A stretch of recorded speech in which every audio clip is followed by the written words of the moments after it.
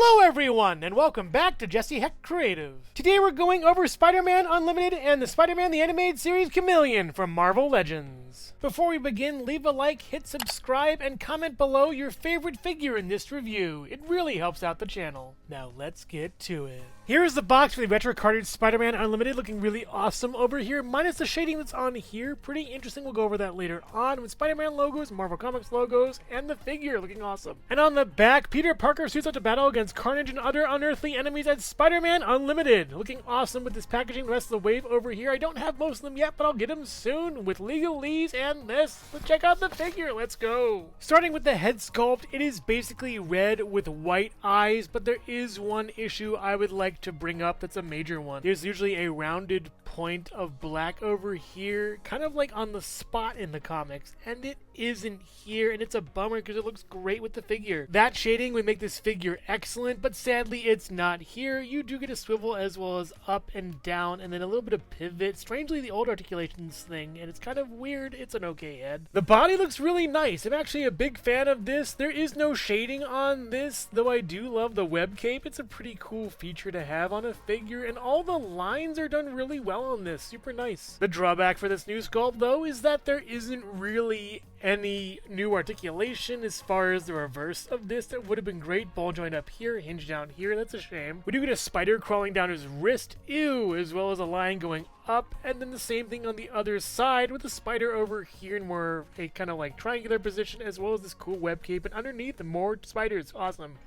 Awesome. And for articulation, we do get back this far, kind of hindered by the cape, forward this far, not really hindered at all. Get a swivel over here, as well as up this far and down this far, and then all the way around over here with the butterfly joint working out really well. No scratches or anything. Very good. For the arms, we get a swivel over here, as well as a double jointed elbow going up this far, then down, and a swivel over here, then up and then down for the fist, and the same for the other side, but mirrored. The legs look nice. I think they're remolds up to the boot, and on the boots we do have these little lines over here. Look very space age, very Jetsons to me, and I like the color scheme. It's pretty cool. Could use some shading though. And for articulation, we get out this far and in, and then up this far, and then back, and then all the way back over here. Pretty good. We get a swivel over here, as well as a swivel over here, and then down, and then up, and then a pivot with piggles at the bottom of the feet. In addition to the fists, we have a pair of thwip hands we've seen before everywhere, and a pair of wall crawling hands we've seen everywhere, and all the hands do have swivel and then hinge. We've just seen them a lot, and also taking the hands off makes this in jeopardy of being taken off, so be careful with your spiders. And the cape looks great, but you can't take it off. That's kind of a bummer, and you do miss out on this, so yeah, it's weird. It's a weird figure overall, I think. Spider-Man Unlimited stands at about 5 3/4 to 6 inches tall or so, next to the retro and VHS animated Spider-Man over here. Next to this animated Spider-Man, looking awesome. They're really cool together, except this one's one of my least favorites, and this one's one of my favorites, while this one is somewhere in the middle. And here we have the Cyborg Spider-Man, who I can't help but put in everything, as well as the Spider-Man 2099, who has a really cool cape like this one, but I think this one's even cooler. But wait a minute, you're not Spider-Man!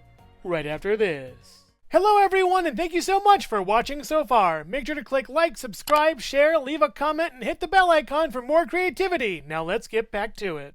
Here's the box for Marvel's Chameleon over here, the manipulative mimic himself, looking awesome in animated form and amazing with really cool logos up here, and he just looks great with the deflated face. What is that? And on the back we have the half-brother of Kraven the Hunter, an enemy of Spider-Man. Chameleon is a master of disguise and the ultimate undercover spy, with legalese down here, rest the wave over here, as well as logos and the figure. Let's take a look at the Chameleon. The head sculpt on Chameleon looks really nice over here, and almost could double for Harry Potter's Voldemort in some cases. Pretty interesting here. The lips, nose, and eyes are done really well. It's all done in monochrome with grays and blacks and whites. It's all super good, and I love how this looks. Just excellent, excellent. We do get a swivel over here as well, and a back and a forth. Really nice over here, all the way back, all the way forward, and the collar looks nice too with some pivot. It's a great head sculpt. Love it. The body is pretty interesting from reviews I've seen as well as other people's comments. This is a big issue, this kind of bandolier thing. You have to keep riding it down because it keeps riding up. I do like the minor sculpting points over here as well as on the arms of his suit stretching. It looks really nice everywhere and catches the light super well. It's awesome. What I don't like is how this belt can't be taken off him and is attached to the bandolier. It's kind of weird. They should have been two separate pieces. You could take the belt off and unpin it somewhere. That would be nice so he could put it on different characters. That'd be great. The fists he has are done in white and the gauntlets here are done in this kind of cheesy yellow, such as this too. It's nice, but does kind of like not fit too well on him. It's a little small. These are nice too also. And for articulation, we get a swivel over here as well as back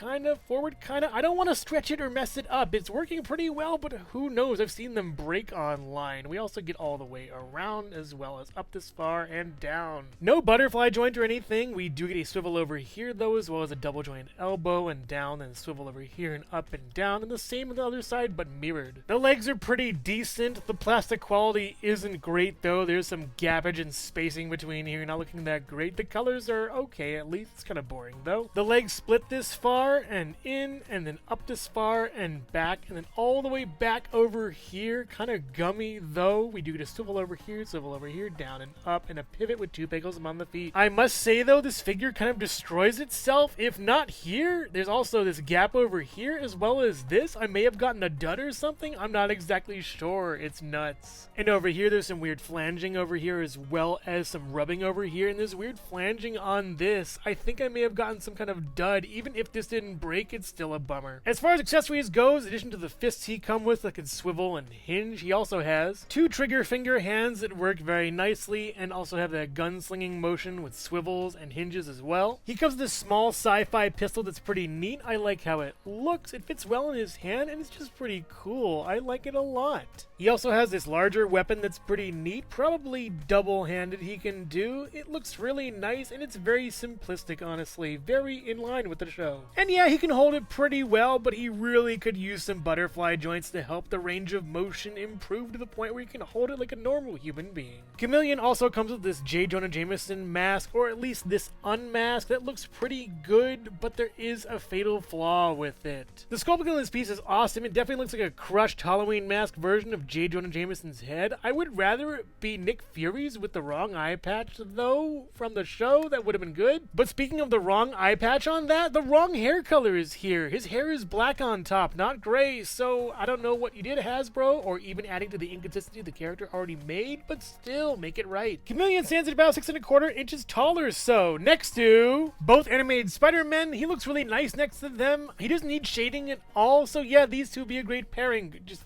go away, you. Cyborg Spider-Man and Spider-Man Unlimited look really nice next to him. They're pretty awesome also, even though they're from different shows, at least these two, they're still awesome and nice looking. Here he is next to J. Jonah Jameson and Hammerhead, all retros and all looking great. I'd love to see these heads swapped. Let's do it. And here he is next to my Kit Bash Chameleon of this figure, and honestly, I think mine is a little bit better. There's a lot of quality control issues with this one over here, and this one is the start of the suited bodies, looking great. I love this one, and the shading is really cool on the head. I'm not sure which one to choose from on these. Probably this one gets a little bit better, but this one for nostalgia purposes. And here they are swapped, looking pretty interesting. This one looks funny. Well, this one looks funny also. It's the head size and scale creep of these figures over the years. It's fine. And I think this looks fair. They're both broad-shouldered guys, and it looks much better with the scale creep we've been seeing lately. This is fine, actually. I like it a lot. Overall, Unlimited disguises. Spider-Man Unlimited is a very middle ground Spider-Man. I really appreciate what they did with all the new sculpting, but the paint on it would have been great with the shading. A figure I actually would have wanted to have shading. That would have been awesome. Chameleon is just okay. The quality control of my figure is pretty bad, honestly, and I may look for another, but I have to say, this really could have been re-engineered to be much better. If you're a fan of Spider-Man Unlimited, Spider-Man the Animated Series, and Marvel Legends in general, then you'll like these figures. They're pretty good. But I would highly recommend waiting for clearance on these or getting Spider-Man Unlimited. He'll probably sell out a lot, and he's the better of the two. But make no mistake, you can't unmask the Unlimited corners cut with these figures. So which figure here is your favorite? Spider-Man Unlimited or the Animated Series Chameleon? Let me know in the comments below. Thank you so much for watching Jesse Hecht Creative. Make sure to click like, subscribe, share, and leave a comment. You can also visit us at jessehechtcreative.com for more reviews like this one.